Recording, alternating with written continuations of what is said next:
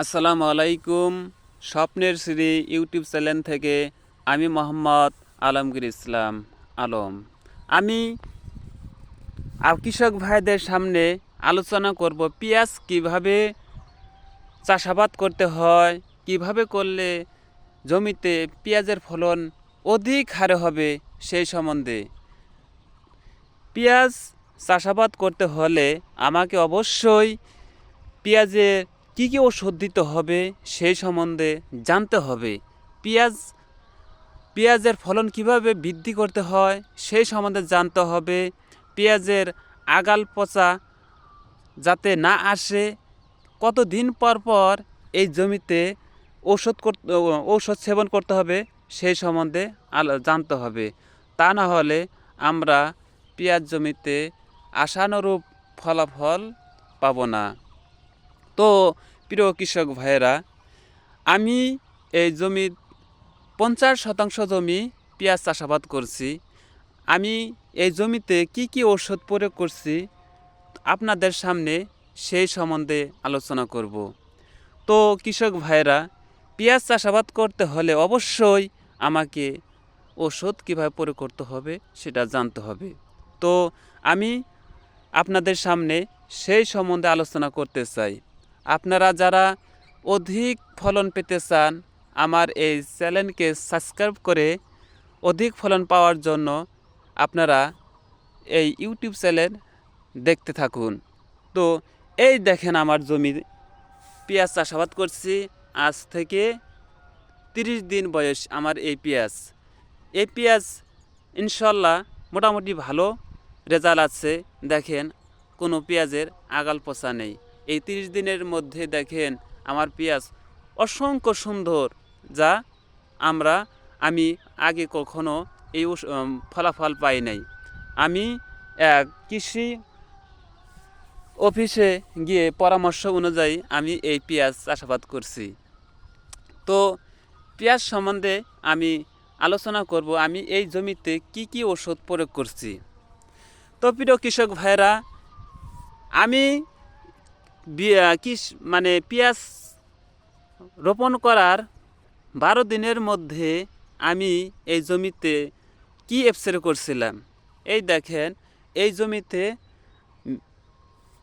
Mancozeb powder হিসাবে আমি ইনথেপা কোম্পানির ম্যানসার দিয়েছিলাম জারকিন প্রতি 50 গ্রাম। তার সাথে ইনথেপা কোম্পানির তারে প্রয়োগ করছিলাম 15 মিলি করে জারকিন প্রতি। তার সাথে আমি এই সুলসুলি পোকা মারার জন্য ইমিটাপ বিষ দিয়েছিলাম 12 মিলি করে। এই প্রথম স্প্রে করার পর ইনশাল্লাহ আমার এই জমি ভালো রেজাল্ট আসছিল। তো এই স্প্রে করার পর আমি 28-30 দিনের মাথায় আমি আর একটা স্প্রে প্রয়োগ করছিলাম এই জমিতে 30 দিনের দিন আমি স্প্রে করছিলাম বায়ার কোম্পানির ঔষধ সব, তার সাথে অটো কোম্পানির ওই ইমিটাপ 20টা। তো বায়ার কোম্পানির কি ওষুধ প্রয়োগ করছিলাম প্রিয় কৃষক ভাইদের সাথে সেটা আলোচনা করতেছি।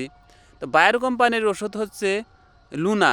এই লুনা আমি 50% জমিতে লুনা প্রয়োগ করছিলাম 100 মিলি।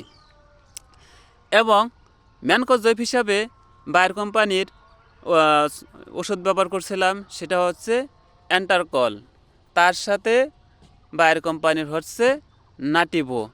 তো প্রিয় কৃষক ভাইরা, আমার এই জমিতে স্প্রে করলে 5 জারকিন ওষুধ লাগে। তো 5 জারকিন ওষুধে আমি বায়ার কোম্পানির অ্যান্টারকল দিচ্ছিলাম জারকিন প্রতি 50 গ্রাম করে।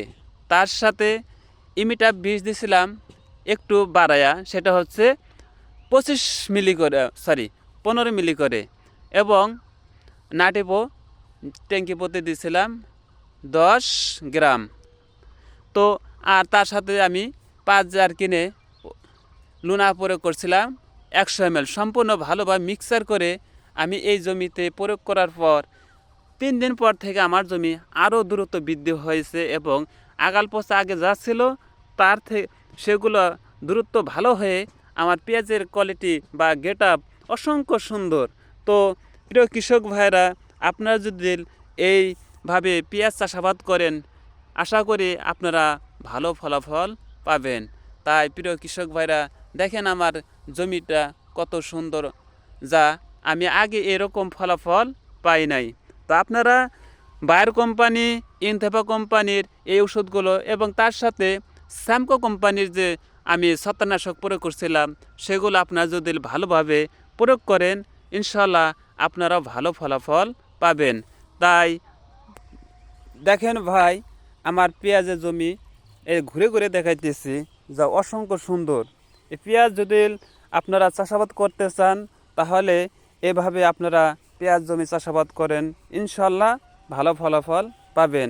তাই এই অনুযায়ী আপনারা পেঁয়াজ চাষাবাদ করেন। দেখেন আমার এই 50% জমি অসংখ্য সুন্দর অবস্থায় আছে 30 দিনের ভিতরেই। তা আমরা এভাবে ওষুধ প্রয়োগ করব, আশানুরূপ ভালো ফলাফল পাব। তো আজকের মতো আমার ভিডিও এতটুকুই। আপনাদের যদি ভালো লাগে, তাহলে চ্যানেলটাকে সাবস্ক্রাইব করুন এবং লাইক দেন। তাহলে আপনার এক লাইকে আমার ভবিষ্যৎ অনেক দূরে যাবে। তো প্রিয় কৃষক ভাইরা, আপনারা ভালো থাকেন। আজকের মতো এতটুকুই। আসসালামু আলাইকুম ও হিন্দু ভাইদের প্রতি আদাব।